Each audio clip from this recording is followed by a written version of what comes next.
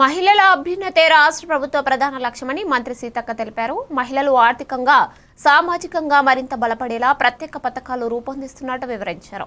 మహిళల ఉన్నతి తెలంగాణ ప్రగతి కార్యక్రమం ద్వారా గ్రామీణ స్థాయి నుండి నగరాల వరకు ప్రతి మహిళలకు ప్రోత్సాహం అందించడమే ప్రభుత్వ ధ్యేయమని చెప్పారు. మహిళా స్వయం సహాయక సంఘాల బలోపేతం, నైపుణ్యాభివృద్ధి శిక్షణలు, ఉపాధి అవకాశాల విస్తరణ వంటి అంశాలు ఈ కార్యక్రమంలో కీలకమని పేర్కొన్నారు.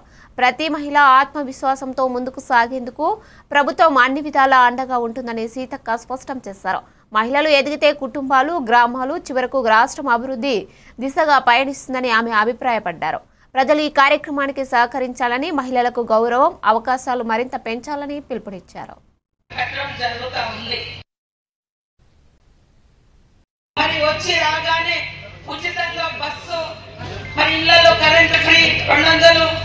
ఈ రోజు బస్సు ఫ్రీనే కాదు, బస్సుకు ఓనర్లను చేస్తూ ఈ రోజు 6 కోట్ల రూపాయలను మీ ఒక్కొక్క బస్సుకు 30 లక్షలు రిలీజ్ కూడా చేస్తా ఉన్నాం.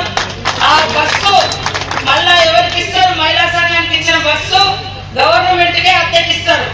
గవర్నమెంట్ ఏం చేస్తుంది? మహిళా సంఘాల వాళ్లకు నెలకు 70,000 రూపాయలు బస్సు వాళ్ళు మాకు అద్దెకిచ్చినందుకు, గవర్నమెంట్ కి ఇచ్చినందుకు వాళ్లకు నెల కిరాయి కూడా కట్టడం జరుగుతా ఉంది. మరి వచ్చి రాగానే ఉచితంగా బస్సు, మరి ఇళ్లలో కరెంటు ఫ్రీ 200. ఈ రోజు బస్సు ఫ్రీనే కాదు, బస్సుకు ఓనర్లను చేస్తూ ఈ రోజు 6 కోట్ల రూపాయలను మీ ఒక్కొక్క బస్సుకు